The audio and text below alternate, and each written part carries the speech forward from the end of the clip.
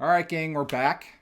Welcome back to What's Your Next podcast. And we are talking about questions to ask franchisees. We've had several previous episodes on this topic.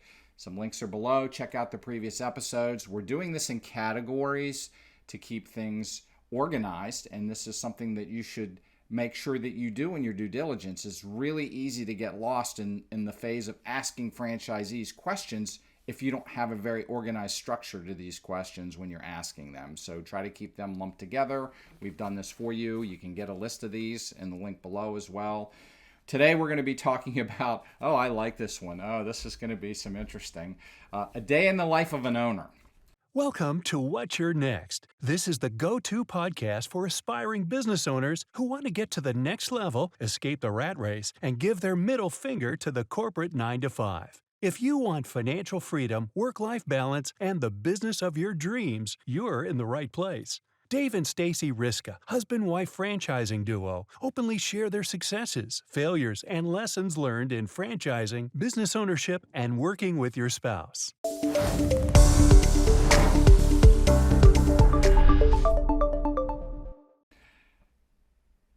Of a franchise. And again, you're asking this to other franchisees in your due diligence phase. I'm going to ask Stacy these questions. She's going to expand based on our franchise that we own, and she's also going to tell you why she thinks this is an important question, or I'm going to tell you. All right, so ready? Ready. All right. What do you believe are the most important tasks to be completed to make your business successful? Okay, well, thanks for asking. Obviously, this is a question that any prospective franchisee would ask, right? Because they're going to start asking you the tactical, right? What do you do every day? What is it like to ring up a customer on the POS system, right? Or how much tape does it take to close a box, And so you'll have prospective franchisees asking you questions that really get into the tactical, like maybe where they're feeling stuck. In our coffee smoothie business, those questions would revolve around how many smoothies could you make in an hour, right? How much were you charging for a cup of coffee?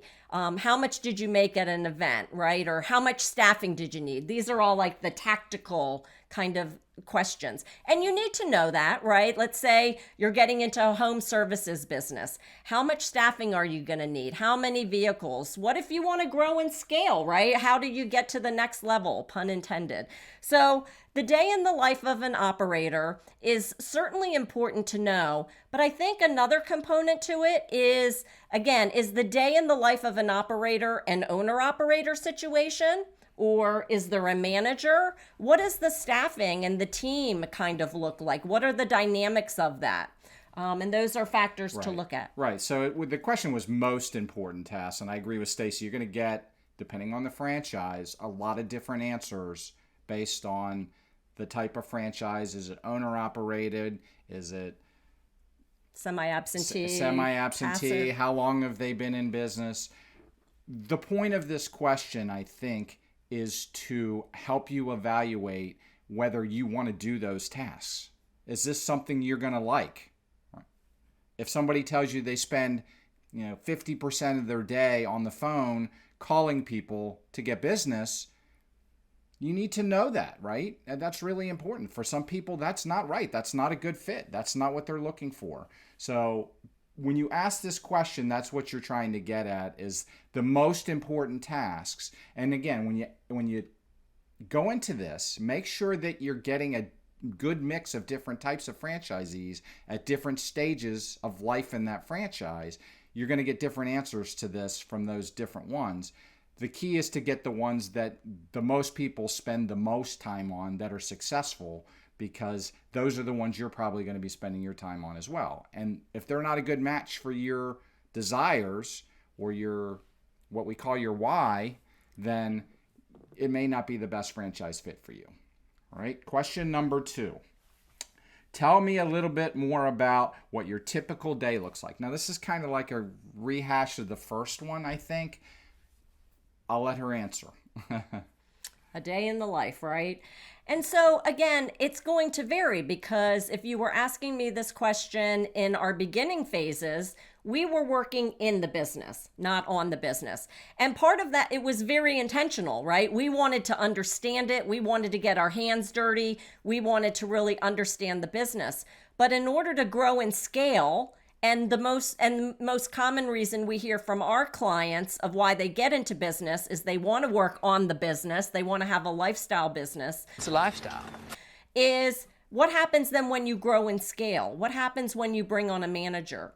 So we worked in our business because we knew that that was the best way to be able to work on the business. If we had worked on the business from day one, I don't think we would have so many successful systems and processes and marketing, etc., in place. So, what a typical day looks like today is very lifestyle business. I mean, maybe an hour a day on marketing, right? And I love what I do, right? I get to talk to the clients and help them book their events, but I have a manager running the day-to-day, going out, doing the grunt and grind, getting the supplies, loading up, doing, the heavy lifting, all of that. But not so much so in year one.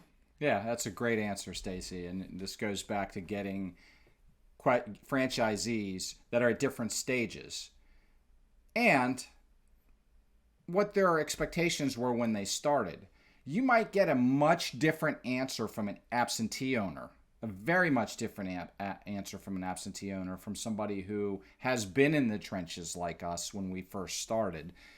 And it's going to change for those people that are like us that did that, because today it is a lifestyle business. We don't spend a lot of time on it. It just operates and it just does what it does. We do our parts, we nurture it and we keep it moving. And she kind of answered the next question already, but I'm going to ask it again anyway, maybe have a different perspective.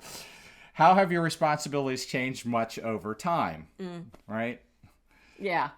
And it is a great question because, again, I would think from the candidates that we talk to at Next Level Franchise Group, people looking to explore franchise business ownership, they might from that first year want to work in their business. They want to get their hands dirty, so to speak. But most people aren't looking to get a franchise to buy their next job, right? They're doing it because they want work-life flexibility, they want freedom, they want to build a legacy, those kinds of reasons. I know you always talk about the why.